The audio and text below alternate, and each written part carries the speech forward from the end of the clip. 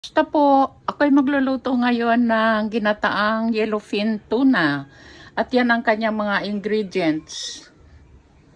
Ang una, ihalo ko na agad yung sa isda yung bawang, sibuyas, luya,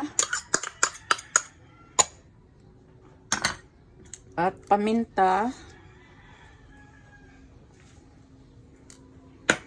at asin,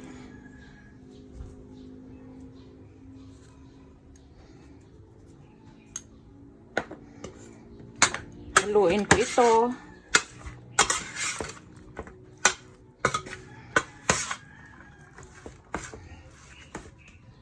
After na halo yung isda sa mga ingredients niya, dito sa kasirola, ilalagay ko naman ito yung kamyas, iba. At ilalagay ko na itong isda.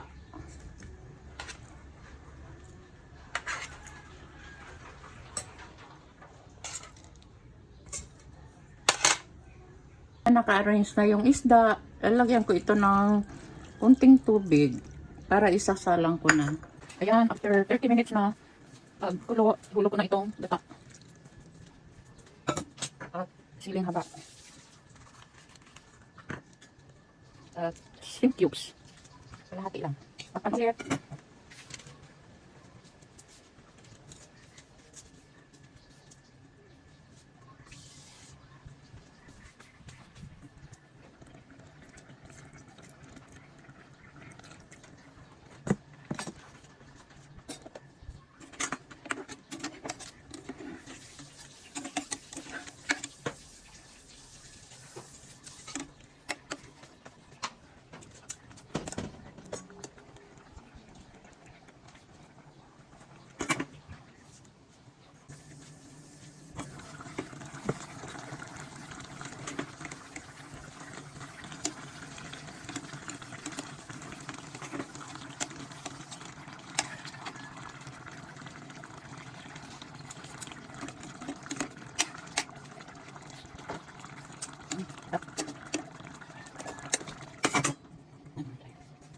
Ayan, nagmamantika na yung gata at luto na ang isda.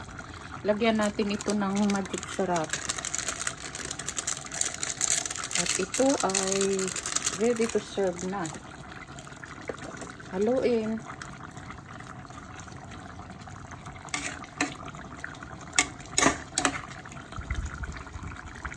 Wow, sarap.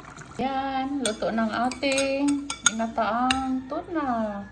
Ayan, sarap. Ang lapot ng sabaw.